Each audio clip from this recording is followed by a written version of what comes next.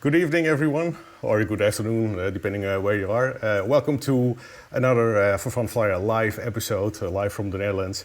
And I'm not only excited because of tonight and tonight's guest, but also pretty excited because my channel grew like crazy. The last couple of days, 700, 750 new subscribers to my channel. Of course, all because of the interview I had with Mike McBryan. That has been a couple of really crazy days, and I'm just really grateful that you guys joined the channel, and I hope that I can provide you with nice aviation content. And ForFunFlyer Live is one of the things I do, besides the regular episodes, of course, which are edited and recorded and edited and just in my opinion, to a perfect episode. But these live sessions, they're all live, they're all somewhat raw, so if something would fail or whatever with the technology stuff, then bear with me. Besides welcoming you guys on the show, I would like to welcome the hosts of today too. Those are two pilot friends of mine, Kevin and Niels. They are the hosts of the chat, or the moderators, depending on how you look at it. And they are there to provide you with some answers regarding some general questions. But also they make notes of the questions you have for the Q&A session for later on in this episode. And normally I plan those Q&A sessions like 10 minutes, 15 minutes before the end of the show. Which will last about 1 hour. So that's that. You already see the chat box at the right-hand side of the video screen. That's actually a live chat box where you can drop your comments and questions, etc.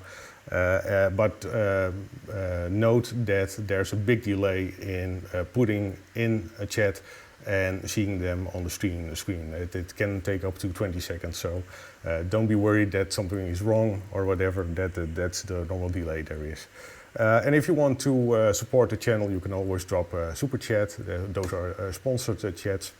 So, for example, if you want to buy me a cup of coffee during one of the many edit sessions, you can put in a little amount there. So, that's basically it. And for the other YouTubers that are doing a live session today, Mikey McBryan has cancelled his live stream show for today.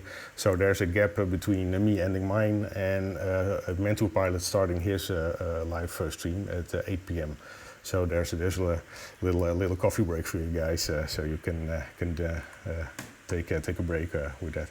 I think that's it for the first part, and let me prepare here something. I think it's about time to introduce the guest of tonight, and that's Pilot Bambi. Good evening. Hi guys. Hi, good evening. Hi. So also live from the Netherlands. So it's a bit silly talking to you in English, and because we were obviously both Dutch. Welcome to the show. Thank you so much. Thank you so much for having me. This is a pleasure to be here. Yeah. So we know each other from the Air Force days at the Volkel. I believe it was Volkel. And we had a little chat because you were there with the guys from the Black Shape Prime. That's an airplane we'll talk about later on in the show. But so we had a little chat, and the Black Shape is a beautiful airplane, and that's really up my alley because it's a Microlight airplane, and which I hold the license for. But it's nice to chat real life with you because normally we do it via direct messaging, etc. So, but how you've been? I've been good. A lot has changed since the last time we met. It was actually a year ago, or even more than a year ago, that we last met at the Air Force Days. That was fantastic. In the meantime, I just had my CPL last year. Okay. And then I was flying scenic flights in the Netherlands. Learned how to drop skydivers. Oh, I did that a little bit longer, but learned drop skydivers on Texel, on one of my favorite Dutch islands. and then went to another Dutch island, Sint Maarten, for the winter, and that was absolutely fantastic. So that's what I've been doing. Yeah, it's just incredible. You're only 22, and I'm not meaning anything silly by it, by that. But being 22 and already did the stuff you did already in aviation is just to me mind blowing. But we'll work our way through the history of you and your flying career. But to start off with the beginning of your flying career, what sparked your interest in aviation? Well, honestly, I have to thank both of my parents. That's where it all started. When I was about 2 months old, my family moved to Dar es Salaam, Tanzania, in East Africa. And from a really young age, I would join my parents, and my dad's a pilot, so I would join him on flights. I think I was about 4 or 5, and he got his PPL in South Africa, in Durban. And then said, okay, guys, to me and my brother, you guys can join me on flights. So we would spend weekends going to Zanzibar or the Serengeti. And I think that's really where the spark for flying, where it started. Of course, there's a lot of smaller aircraft, okay, Cessna Caravans and King Airs and smaller Cessnas all flying around East Africa, and seeing those planes, I was mesmerized, and I thought, wow, I need to do this as well. I have a picture here lined up for this part of the story, and I have to warn everybody, this is must be one of the cutest pictures you'll ever see of a young pilot. So here goes. Isn't this adorable? I can imagine your parents framed this picture. It's just look at that. You were like 4 years old here, or?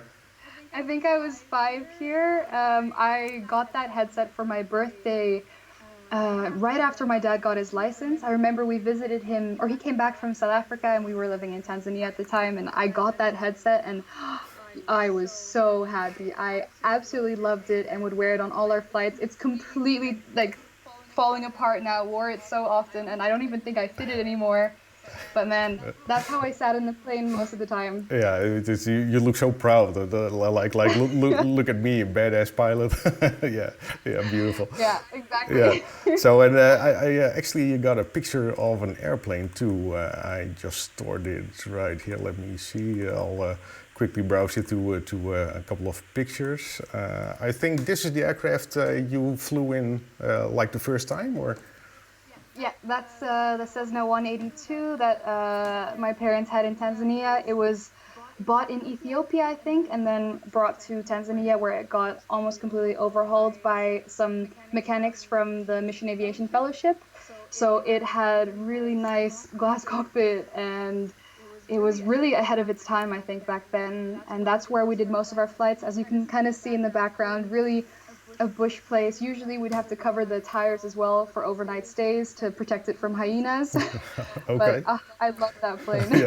yeah. But because the plane looks like brand new here. What year is this? That a picture about? Oh, when this photo was taken? Yeah. I think this picture was taken in around 2006. Oh, okay, I see. Like okay. So I was 8. Yeah. Okay. Yeah. Gorgeous plane. I think it's a pretty all-round airplane for that. The best concession between a fast airplane and a plane that can actually land over there in gravel. For sure. And I think for me, honestly, one of my favorite planes is the Cessna 182. It's crazy to think that this is the first plane that I kind of learned how to steer myself, and then what is it, like 15 years later, I learned to drop skydivers out of a 182. So the whole circle was around, you know. Yeah, but with these types of airplane, I think with the proper care and love, that they can last forever. I think that there are so many parts in stock, etc. I think you can literally fly any 172, 182, 180 for almost indefinite. I think what do they say about Cessnas? Dull but tough. I think. But the thing that a lot of people people that learn to fly the 172, they always struggle a lot with the weight imbalance. I know that fitting 4 people in a 172 is tight with the weight imbalance. With the 182, we always said, and don't trust me on this, but if the doors close and it fits, then you're good. You know, it's such a strong, durable plane. Yeah, exactly. Yeah. It's all also how you load an airplane, of course. Yeah, but yeah, For sure. Yeah. So it all started with you being a little girl in Africa, etc. Did you actually do some flight training when you were living? Because a part of your story is, were you actually born in South Africa, or how was that? No, my parents did a lot of traveling when I was young, or when before me and my brother were born, and I don't think my mom wanted to deliver a baby outside of the Netherlands. So Okay. I was born in The Hague and then lived there for 2 months. So when I was 2 months old, we moved to Tanzania, and then a few years later, my dad got his license. Okay. And obviously, when I was that age, I would only join on flights, learn how to steer the plane a bit. I had about 4 or 5 pillows stacked so I could see over the instrument panel. Cool. Yeah. Okay. So and what was the rest of your story? So you fell in love really early on with aviation, and when did you start your own flying, like your own first real lessons and solo flying, etc.? So when I was really young, I said, okay, I want to be a pilot. And I kept telling my parents, like, okay, I want to learn how to fly. So when I was 12, we moved back to the Netherlands for me and my brother for our continued high school education. Okay. And my dad actually drew a circle of 5 kilometers around the Hilversum airport. Okay. And said, okay, if we live close enough to the airport, then you can start flying. So 12-year-old me said, yes, I'm going to learn how to fly a Cessna 172. Unfortunately, I had to wait a little bit because, of course, that's quite an expensive hobby to start off with. So when I was 15, I learned about gliders. Okay. And there's actually a really big gliding club at Hilversum Airport, really near to our house. Okay. So at 15 years old, I had my first glider flight with one of the pilots there as an introduction. Okay. Which I immediately, in the first flight, he said, "You want to do some loopings?" So I said, "Of course." We did 3 in a row, and I was hooked. Okay. I absolutely loved it. And then in the summer, so I was 15 at that time. In the summer, I did a summer camp, which is also fantastic. The gliding club offers summer camps for kids to learn how to fly gliders. Oh yeah, cool. So in about 3 weeks, I went from my first flight in a glider to solo. Okay. And that's where it went really quickly. We were flying every day, really great instructors. So that's when I first had my solo flight at 15. Okay, wow. Were you like scared, or was it the default combination of excitement and totally being afraid, or what? How was your first solo flight? Oh, man, I haven't thought about that in such a long time. I think I was so you're really building up to your solo moments. Oh, yeah. And I know that for sure that when I did my PPL, I wasn't as nervous for a solo because I had already done that when I was 15. Yeah, sure. Yeah. But at that age, you're flying with an instructor, and as it usually goes, they kind of pretend like you're not going to go solo yet, and all of a sudden they step out and they say, okay, the next one you're by yourself. Yeah. So I was full of adrenaline and ready to go, and got in the plane when I was off, because we get instead of a towing flight, we were winch launched. Okay. And I remember being very serious during the winch launch, and then once we were off of the cable, or once I was flying by myself, that's when I realized how insane it was. Yeah. I can totally relate to that, because with every pilot, the first solo is something really special, of course. And it took me like I think 3-4 traffic patterns to realize, oh gee, that seat right beside me is empty. Oh boy! Yeah. And then it just and then when you did your first solo flight, it was also circuits, I think. Yeah. Oh yeah. All in a traffic pattern, all circuit work. Yeah, for sure. But it's a weird combination of all the emotions one can feel and put it in a blender and served at you at the same time. So, but yeah. For sure, yes. So, okay. So I don't have any pictures of you flying gliders. I saw a couple of on social media, and then perhaps it's already good to already note that all your contact details on your social media platforms are in the description of this video. So if someone is watching this live or when this recording is out there, go check out the description to your YouTube channel, but also Instagram. And so excuse me for not showing any glider pictures right now. But okay, so you did your glider flying, and what happened next? What happened next was, so flying started when I was 15, and from that age on, every summer and every spring break and autumn break, I would spend my vacation at the airport. So I basically lived there, and that's really cool because you start off being kind of the baby, you go to the summer camps and you learn how to fly. And as I got older, I got more responsibility, so I actually started to organize the summer camps for younger kids that were starting at their 15th as well. Oh, okay, I see. Okay. In that time, I was still in high school, and I was really struggling between the choice of what do I want to do next. Of course, at a gliding club, there's a bunch of kids that want to be pilots, and most of my friends wanted to follow the airline routes and go to an ab initio, like a ATPL school, like KLS or APSA, which sounded very intriguing because all my friends were going to go there. You know, at that age, you're always kind of following the stream a little. Yeah. So it took some time to really decide what do I really want. But from a young age, I already knew that I wanted to be a humanitarian aid pilot, and doing a full ATPL course for a really big sum of money without having the guarantee of paying that back anytime soon was just impossible. Yeah, okay. So I started looking into options of doing a modular commercial license, and that's when I went to South Africa. Okay, yeah, cool. So let me cue in the South African pictures because they're just really crazy pretty. So let me check. I have to switch here to this picture.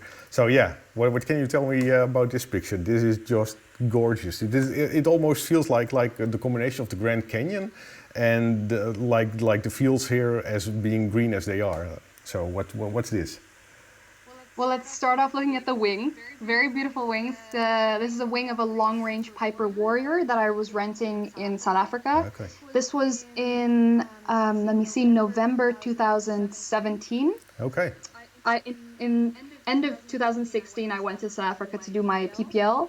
And long story short, I got my license, wanted to get my CPL, but a lot of people told me that it would be better for me to continue my commercial license in the Netherlands. So I had to convert my ICAO South African PPL to an EASA PPL. Oh, okay, I see. And during that process, a little too late, people told me that I actually needed 100 hours total time for that conversion. Okay. So I had to go back to South Africa to fly 50 more hours, which was a treat, of course. Yeah. And I actually rented a Piper Warrior for 50 hours in Wonderboom, which is in the north near Johannesburg in South Africa. Okay. And that's where these photos are taken. I had 50 hours of flying to do together with my dad. He joined me, and then we did some flying in the Drakensberg area. We went to the north all the way to the Limpopo River. Some of these photos, I don't know if you've seen the movie God Must Be Crazy. It's a movie about a pilot dropping a Coca-Cola bottle out of a plane. Well, these are kind of the scenes that you see in the movie. Okay. Absolutely, they call it God's Window, and it really looks like that. Yeah. Okay. Yeah. Cool. So and this is also during that time frame. Oh, Yeah. Okay. Yeah. Yes. So this is actually the same airplane that Piper Warrior. Yeah. Okay. Yeah. Cool. Yeah. So her name was Dolly. What was her name? Her name was Dolly. Dolly. Okay. Cool. Dolly. Yeah. And there's actually another airplane too with a story, and I think it fits this time frame too. What can you tell about this? That's the Savannah. It's a Microlight, as you can see, very small. In the whole process of me becoming a commercial pilot, I needed to do a lot of hour building. I went to South Africa and then I rented the Piper Warrior. And in that time, we met someone who had this aircraft, and it was a privately owned Microlight. And he offered me a deal to let me fly his plane for 60 hours. So in March 2018, I went back to South Africa and I rented this plane and flew it around for 60 hours. Okay, just by yourself and just for fun, or also Yeah. with people tagging along, or? No, I primarily went there by myself. Did the first few hours with the owner, of course, because it's his baby, so he really wanted to see if I had the skills. Yeah. And when I was there, I had the freedom to take friends and family, whoever wanted could join me on a short flight. And my now boyfriend also visited me back then, and he flew with me for about 10 days. So that was really cool. Yeah. We did lots of really nice flying there. Yeah, I can imagine with those surroundings. And I just saw a couple of your pictures and also the pictures on Instagram and the videos of your vlogs too. They're just mind blowing. but we'll get to that. And then it's no wonder that you already have like 14,500 subscribers. But that's I think also the power of the charm of South Africa, because man, then Holland is pretty dull in comparison to that, I guess. Very different. Yeah. I love flying here as well, but I could definitely recommend everyone to do a flight in South Africa, or at least do some flying hours there. Little sneak peek, my next video is going to be on how to plan a South African flying adventure. Okay. Oh wow. Okay. So cool. And when is that video coming out? You just whispered something, but I don't know if it's realistic to launch that video. But when do you want to launch it? The plan is to have it uploaded after our live interview. It might take half an hour to an hour, but then I want to post it. I've been working really hard on it for quite a few days. And I'm really excited to just share my insights with people, especially if I hear how excited people are about seeing the footage of South Africa. Yeah. It's something that I really want to share with everyone who has the same passion for aviation. Yeah, because that's I'm keeping repeating myself when I do these interviews and these live streams. My channel ForFunFlyer is all about sharing the passion for aviation, and it's not just my story, but also the story of others. And I get to meet, because of aviation, really interesting people too. And then sometimes it's nearby, sometimes it's at the other side of the world, but it's just something so fascinating, aviation, that binds us all. And I just really like this, and then your vlogs too. I think it's really motivating and inspiring to others. So big compliment, and my quality level is pretty high, so I'm not really easy on the compliments. But for video productions, that is. But no, your vlogs are awesome. So that's. I'm flattered. Yeah. So the next picture is also a really cool picture. As said earlier, this is how I met you. At Volkel Air Force Base. Yes. This is Lelystad Airport, I guess. But what can you tell about this airplane and how you got to do this? This picture was actually taken that day that we met. Oh, really? Okay. Or maybe the day before, because it was the day that we flew to the Volkel Air Base. This is a funny story, and I must say the reason why I have so much trust in using social media platforms for good. I was looking on Instagram, and I found this girl that was also flying the Black Ship. Let me first explain what kind of plane this is. This is a Microlight. It's a Black Shape Prime BS100, built in Italy, and it has a 912 Rotax 100 horsepower engine in it. It's absolutely fantastic. It's fully carbon, so it's super light. It has a weight of, I think, 427 kilograms. 472.5 kilograms. Oh, sorry, 472. Yeah, you're totally right. And it has retractable gear, variable pitch, so it's such a fun little plane to fly with. And this one that I was flying here is from a company called Air Combat Europe that I work for as ground crew. Okay, yeah. It's a company set up by a few ex-military pilots from the Netherlands that offer formation flying and dogfighting training in these aircraft. And of course, they are also invited to different air shows. So I'm so excited that I get to work there. And the reason I got the job was because I was looking on Instagram and I found a girl that was working for that company. She had posted a few pictures Okay. and I just thought I need to message this girl. So I sent her a message saying, "Hey, how do I get your job?" And she thought that was a fantastic question. So she said, "We're looking for more ground crew, like hostesses for events, people that can help on the ground if passengers are flying." Yeah. So she brought me into contact with her boss, and that's 2 days later, I had my first working day there. Oh, yeah, It yeah. was fantastic. Yeah. Yeah. So I think that was about 1.5 years ago that I did my first flight with them. Oh yeah. But it's just a stunning airplane, and this resonates with me, of course, because it's the same category I fly my entire career in. Or, well, career. I'm just a hobby pilot for sure. But this is actually the weight category. My own airplane is within these category limits too. But yeah, this airplane is really capable airplane. And I actually know Eddie Driesen, so there will be a Black Shape Prime special kind of episode coming up somewhere when all the COVID stuff ends finally. Then we'll get to fly her again too. But yeah, this is just a stunning airplane. Another stunning airplane where you can talk about is this. So did you actually fly this beast or? No, Ah, but it's a dream. okay.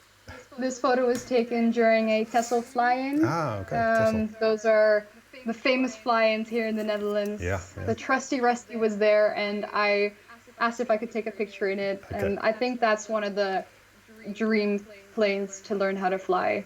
It's gonna happen one day. Mark my words. Oh yeah, of sure. With your ambition and you're between quotes only 22, and if I see where you're at right now, you'll definitely fly one of these warbirds, or perhaps even a Spitfire for that. But yeah, this is something else. I think with throttle management on the rollout, takeoff roll, I think there's a lot of extra stuff happening than your average Microlight or Savannah or Black Shape Prime. Sure. Yeah, but it's gonna take a lot of practice and a few more years of experience, I'm sure. Yeah, exactly. So do you have your Tailwheel endorsement too? Because that's a separate endorsement you have to have for these types of aircraft, right? Yes, I have a Tailwheel endorsement on my South African license. Okay. I learned how to fly a Bush Baby, which is basically the tailwheel version of the Savannah that I'd been flying. Ah, okay. A lot of fun. It's a tiny aircraft with very small, very small wings, and because the planes of movement, the elevators, the stabilator, the rudder, it's all really small. Ah, okay. And I remember that when I learned how to fly it about in 2018, I did 10 hours on it, I think. Okay. I struggled immensely, and I think learning how to fly tailwheel is really up there on my list as well. But because it was such a delicate, small aircraft, I was constantly on the rudder with my feet. You're constantly doing this the whole time, trying to keep it balanced. The first time I dove into that theory was with Greg Hosking. You saw Greg Hosking, the Hollywood pilot, earlier on one of my live shows, and he just explained it tailwheel airplanes like this to me. So just go ahead to a supermarket, grab yourself a shopping cart, turn it around and try to steer the shopping cart the other way around, and that's basically how you would fly a tailwheel airplane. I never done it myself. And he was also flying it upside down, wasn't he? Oh yeah. But that guy is just awesome. He's one of the best pilots I know personally, and he would fly on a traffic sign even. So it's just, but yeah, fantastic. Yeah, but that's nice. And this is an interesting picture too. So can you explain what happened here? This is this photo was taken for my other job. I also work as an aerial photography pilot at Flying Focus, and I think I sent you another picture that we'll see later. This was actually during an amazing job. We had to go to Eemshaven, which is in the north of the Netherlands, for an opening of a windmill park. Oh, okay. And they had just they would come.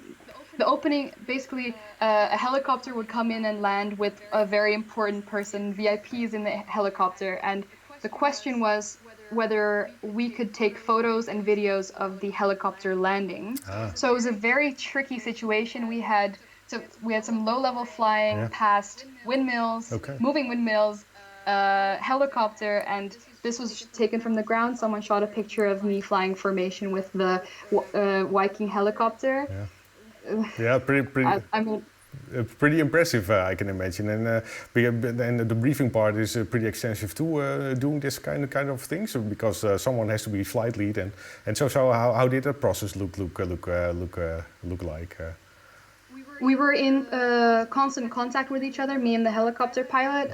He was the lead, I was his wingman or rotorman, woman. I don't know how you call it. I don't know, yeah, but okay, I understand. Wing woman, yeah. Yeah, and this was quite close. We had to be careful. I'd never flown formation with a helicopter before, so it was new to me. Yeah. And luckily, my boss, who is the photographer, is an incredibly skilled pilot, so he led me through it. And while he's taking photos and taking videos, he's also very well aware of the movements that I'm making. Yeah, okay. So it felt very safe, and it was fantastic. Yeah, because those helicopters, I don't know what the takeoff weight is of the complete setup, fully fueled, etc., with crew and all. But that prop wash is just like a tornado. I did a couple of jobs for the movie industry, and then I worked together with Greg Hosking, as I said on an earlier live show. Yeah. And just a normal AS350 taking off, there's just this gigantic prop wash coming from the main rotor, and I can imagine with you with a relative light aircraft flying right beside it, it's just really tricky. Did you do any extra training for that, or was it just a proper briefing? It was just a really proper briefing. My boss explained all of it. He talked about the dangers of it. And I think you use your common sense, you listen to what's been told in the briefing, and the helicopter pilot is also an incredibly skilled pilot, so I felt very safe, and he also kind of briefed me through it while we were flying. Okay, yeah.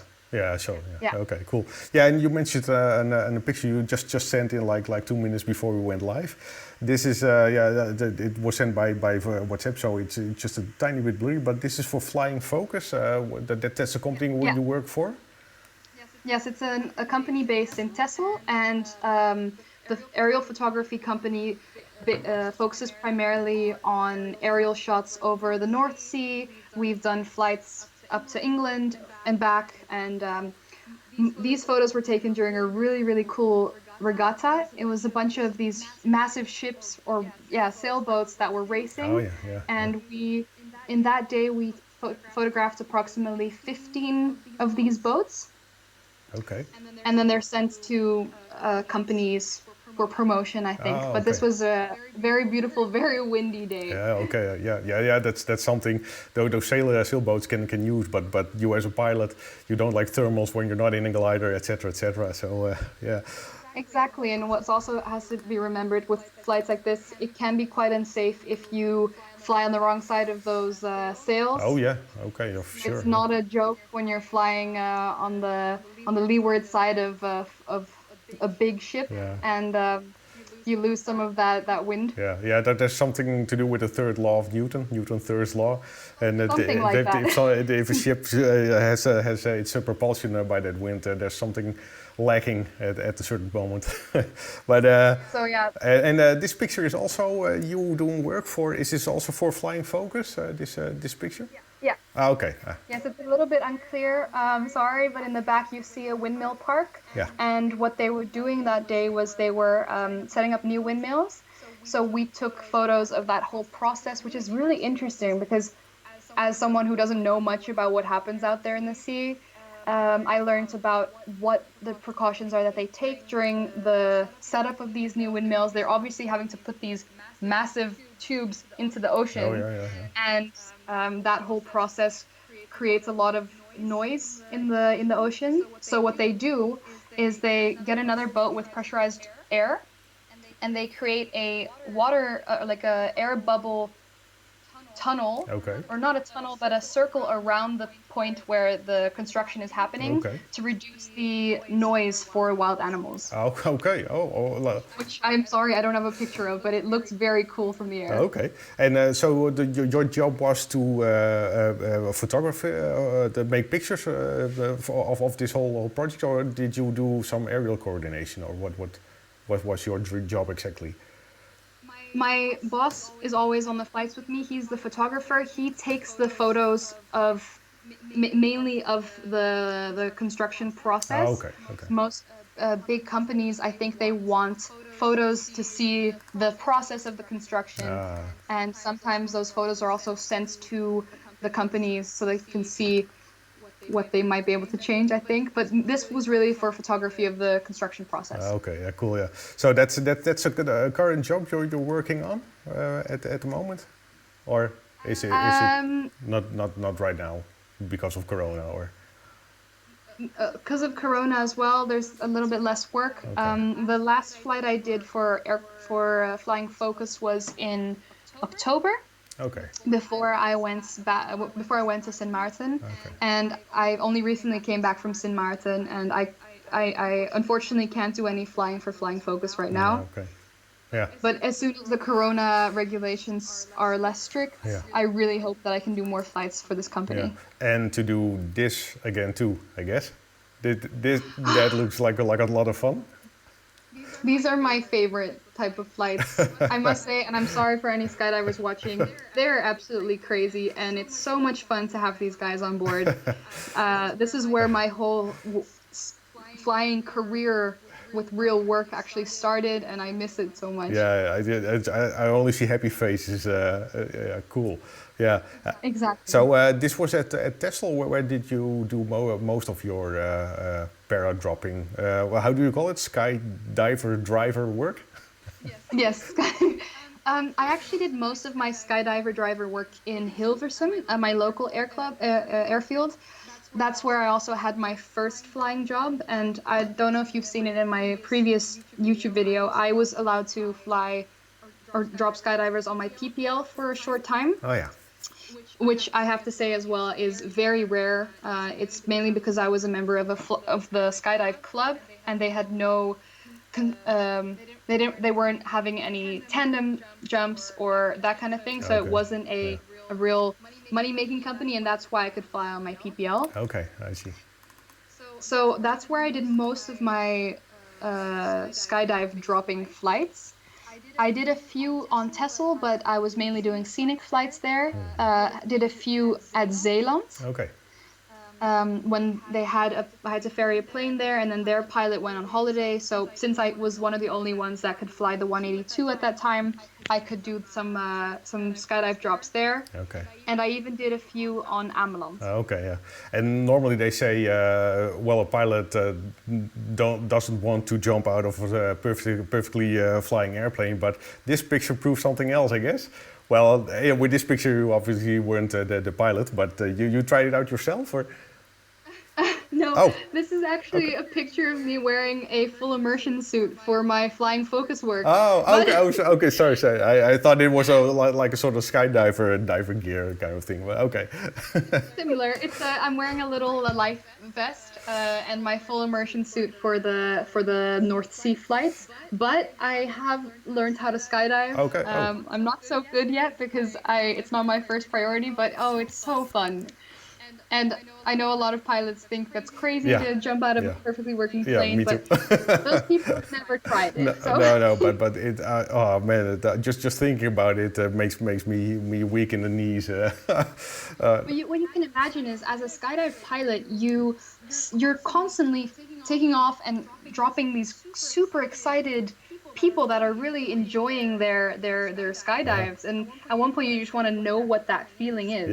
Yeah. I can imagine that you get curious about this crazy idea just jumping outside out an airplane. But oh no. I really hope my airplane works every time I try to land and don't have to bail out of the airplane. But okay, so this is not skydiving gear, but a live suit. Okay, check. Yeah. Cool. So I received your story, of course, and then I watched your vlogs, etc. But you were, and to continue the story a bit, you were in Sint Maarten, but you had to move back from Sint Maarten in January of this year?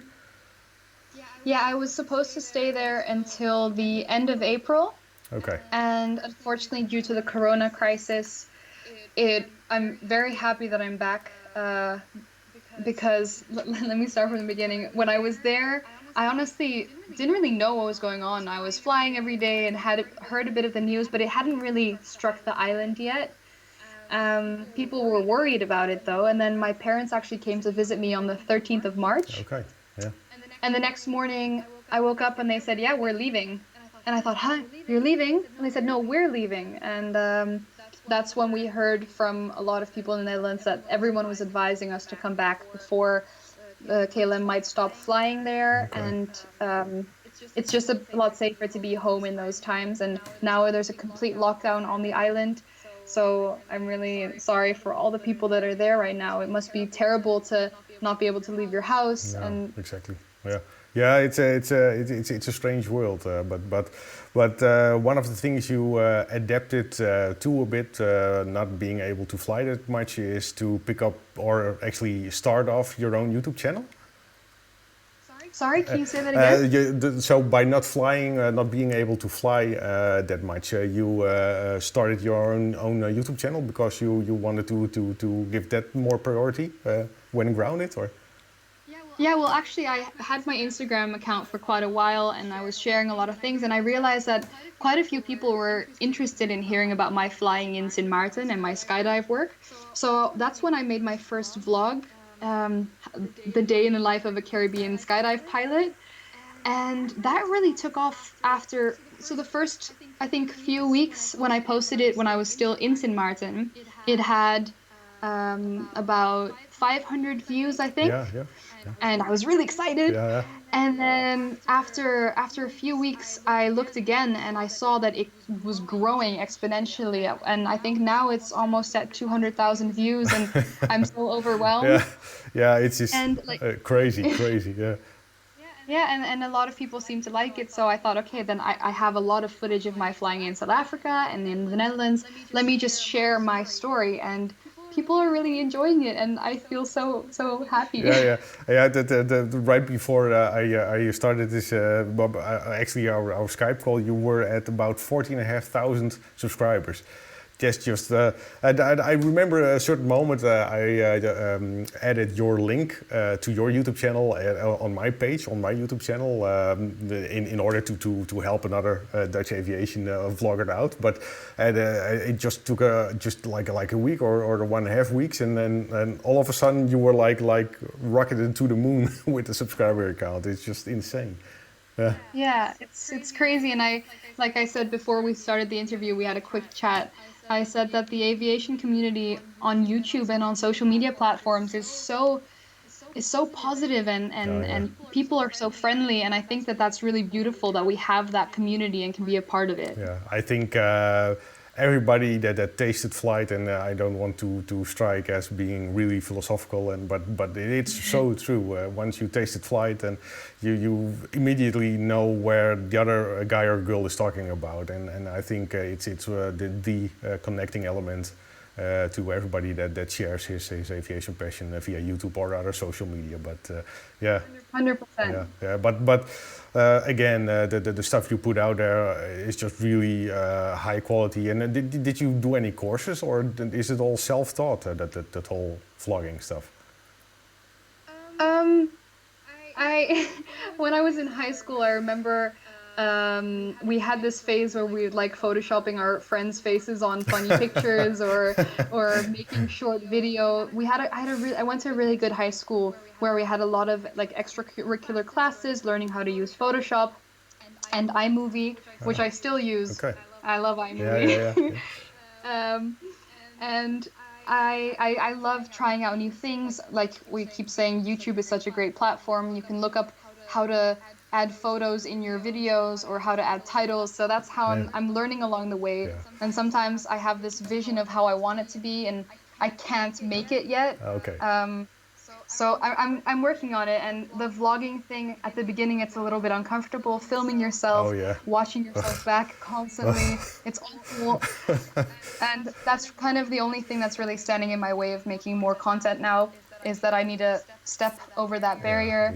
My boyfriend is very helpful with the vlogging thing. He's a very good camera vlogger, and he filmed quite a few of my videos, especially the one in Sint Maarten he did. Okay. So I've got like a coach. Okay, yeah, cool. Yeah, just a bit of help every now and then makes a world of difference. But it's a positive paradox. Actually, you mentioned it earlier, but there's a lot of stuff on YouTube, how to make YouTube stuff and content, so that's pretty neat. But yeah, just my advice would be just keep doing what you're doing, because I think it's your channel has the potential to grow just like crazy, and I enjoyed a lot, and a lot of folks in the chat too. And I just every now and then have a sneak peek at the chat session too. But also the hosts of the YouTube chat too. They're big fans of your channel too. So yeah. Thank you so much, and I really appreciate it all. And I think, like I said, the YouTube community is so kind. I quickly had an email contact with Mentor Pilot, who was incredibly kind, and you can just shoot messages to Instagram pilots, and they most often reply. Also really stimulating you to work harder on your social media platforms, because they know what the benefits you can reap from it, and they want everyone to experience that too. Yeah, exactly. Yeah, that's exactly how I experience it. And also with such a great guy as Mike McBryan, he's just like the sweetest guy, and just crazy enthusiastic about everything he does. So yeah, it rubs. I love Mike McBryan. I hope he sees this, because we always watch his videos on the big screen, and I think that having people that really exude that excitement, that's just what we all need, especially in times like this, just to follow your passion, whether it's building aircraft or learning how to mow a lawn beautifully. I don't know what it is. Like, just follow that dream. So let me just focus on your screen. If you want to say hi to Mike McBryan and Chandra, his wife, just say hi. Hi. I'm getting nervous. They're so cool, and I think all of us young pilots, like, it would be a dream to even live up to that lifestyle, and not even lifestyle, but I mean more living that passion and going for your dreams and doing it all with so much excitement. That's what we all get out of your videos. Yeah. And so speaking about dreams, etc., and goals, what is the main goal you would really like to achieve? You already talked a bit about the humanitarian air services, but what is it what you really want to accomplish with your aviation career? Well, that's really just. Let me have a sip of water before I go on my little rant. No. Yeah, but yeah. I think what I said before, my dream has always been to go into the humanitarian aid service flying. I think it's kind of a section of aviation that not a lot of people think about. Growing up in a developing country really exposes you to so many hardships and makes you realize how privileged a lot of us are. And for me, I've always dreamt of working in that sector, working with people that really deserve more, and combining that passion with my passion for aviation is just the ultimate dream.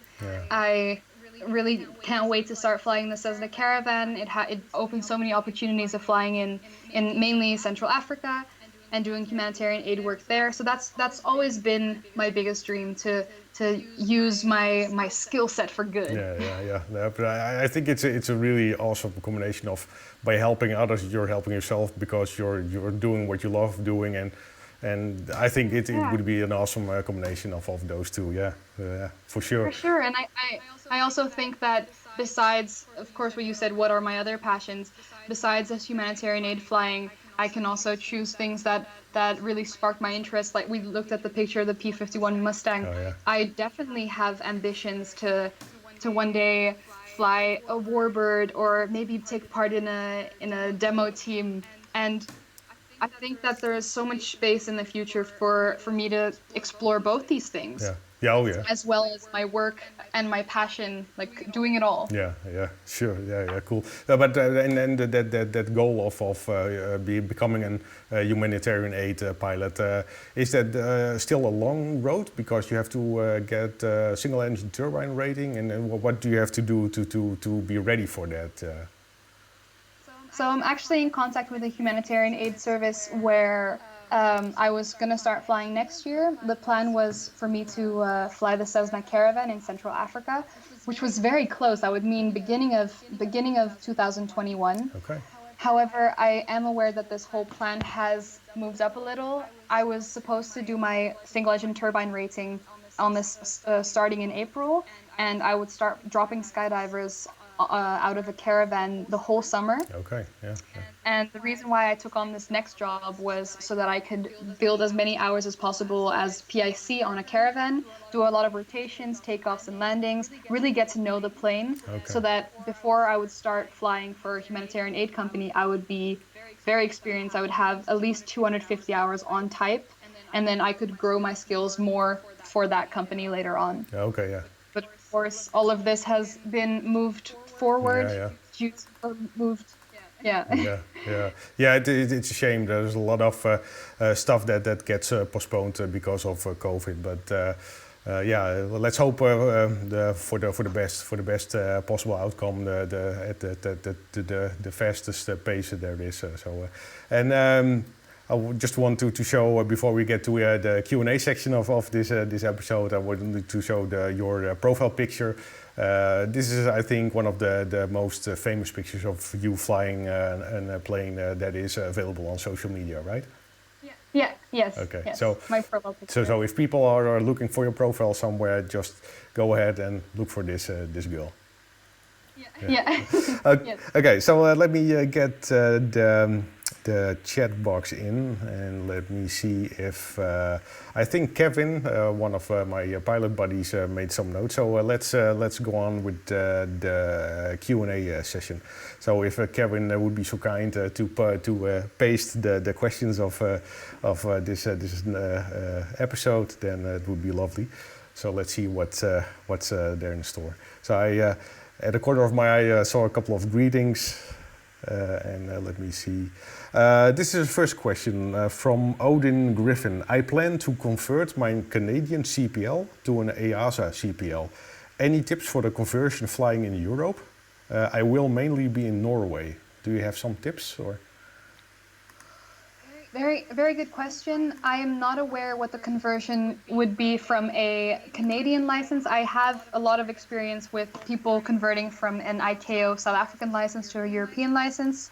I do know that for PPL, you require to do a skill test with an instructor, 2 theoretical exams. So this is all for EASA. It means you would have to do an air law and a human performance exam. Okay. And you need to have those 100-hour total time. Okay. And I think that and you have to have an EASA class 2 medical for your PPL. Okay, yeah.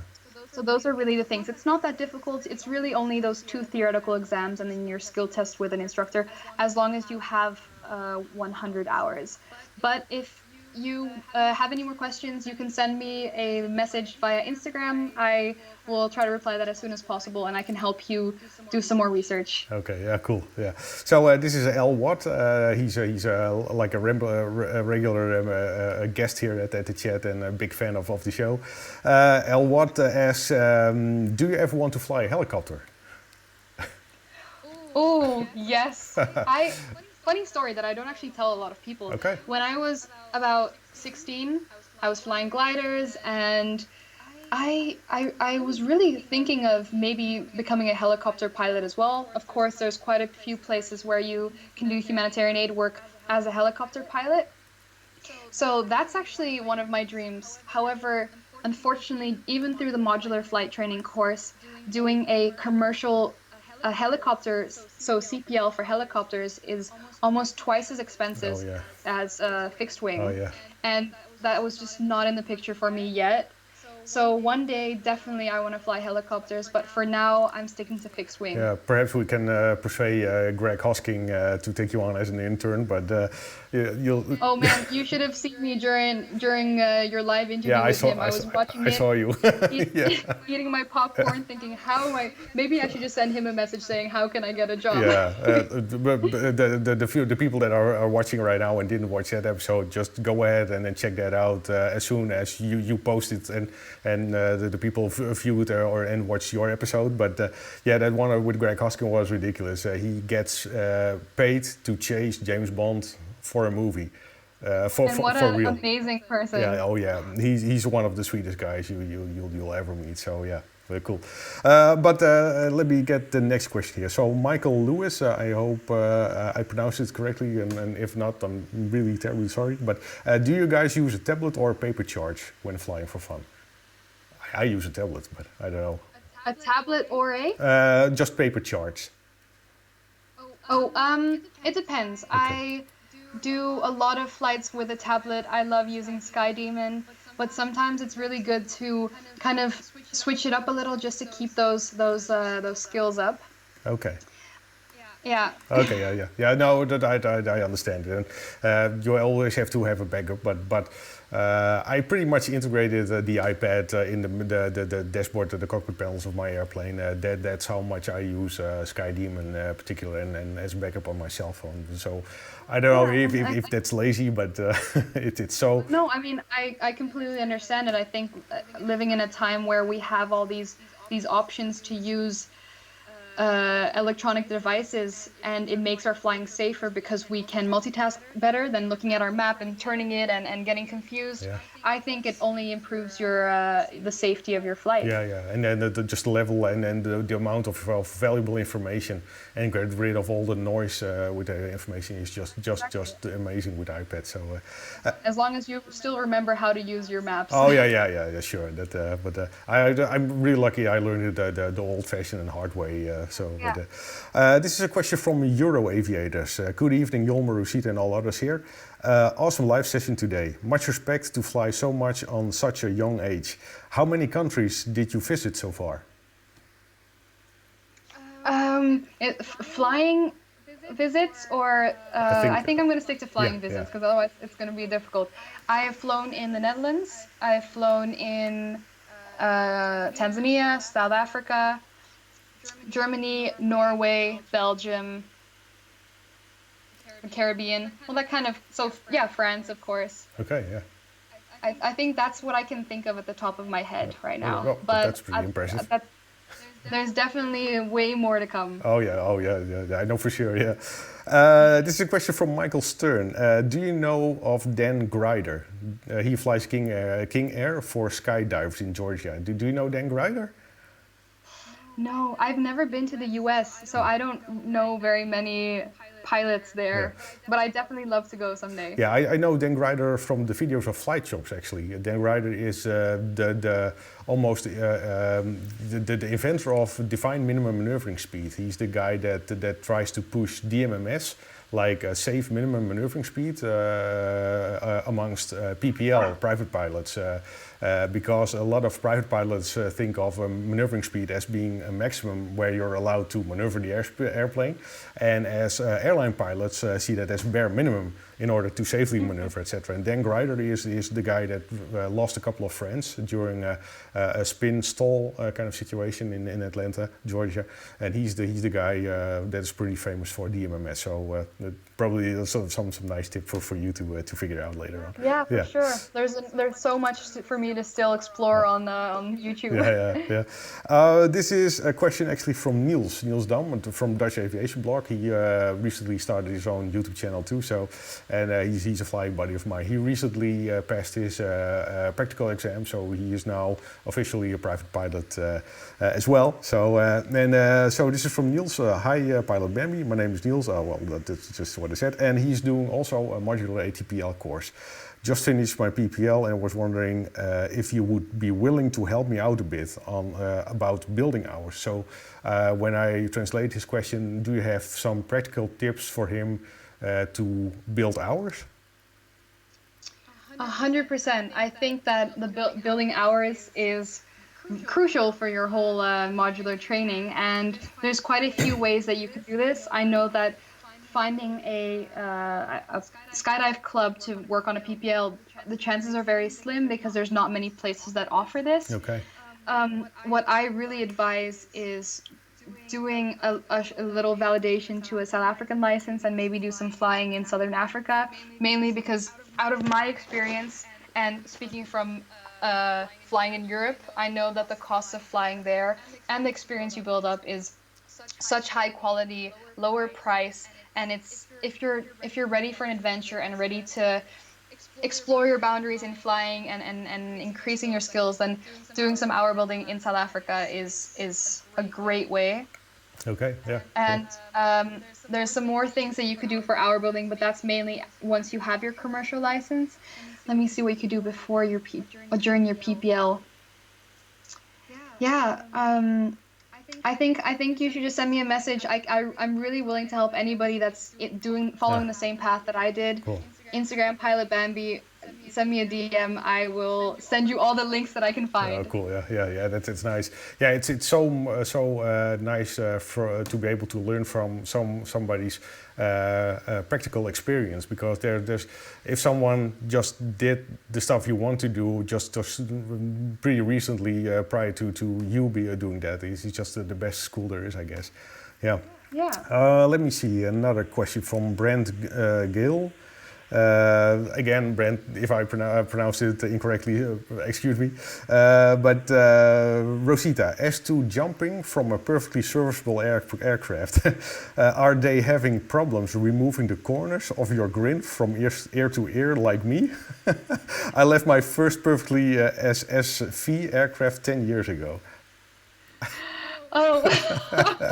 That's funny. No, I will never stop smiling with flying. I think it's honestly, I get to live my dream every single day when I'm flying, and they'll never be able to make me stop smiling. Yeah, no, it's I think one of the coolest things. And if you go skydive piloting again, I would really love to hop in at the right hand side of the airplane, but because you normally have like a sort of little run, like a little race to the ground, whoever is first, you or the pairs you dropped. Yeah, we try. I think it depends on the place where we are. In Sint Maarten, it was super fun. We would always race the skydivers down. In the Netherlands as well, especially on very smooth days, we're definitely on the ground first. And like you said, if Corona's all over and we can hop in the plane, you're more than welcome to join me and see what it's like. Yeah. You only have to be careful for that little red marker on your speedometer, your airspeed indicator. When you dive like this to the ground, I think it's. Yeah, and we have to be a little kind to our planes. Those engines and those we need especially the skydive planes. We need to be a little careful. But if you do it right, then you can really buzz down very quickly. Cool, awesome. This is a question again from El Watt. With so much travel, where will you eventually settle down? It's just a bit of a generic question, of course, but. I think it's a very good question. I think it's something that I should ask myself more often. I know that. I actually don't know. Oh. I don't know where I'm gonna. Yeah. I don't know where I'm gonna settle down. I think there's so much more to explore. It's actually really nice to be back in the Netherlands for a little bit in these times, because I've traveled quite a lot, and I do see that it is becoming home. For a very long time after having moved to Holland after Tanzania, I said, no, Tanzania will stay my home. Yeah. But I think every country has its charms, and it depends on where work will take me. Yeah, cool.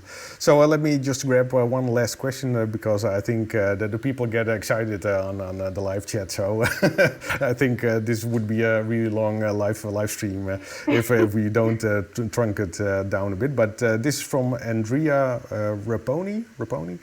How is the price for PPL and the hour building in South Africa? what I can say out of my own experience, and I actually have two friends that just came back from South Africa and did the same path as I did with PPL, and then they actually did immediate hour building after their license. They told me that they were at about 6.5 to 7,000 euros for their entire PPL. Okay. And those two guys did their PPL in 2 months. Okay.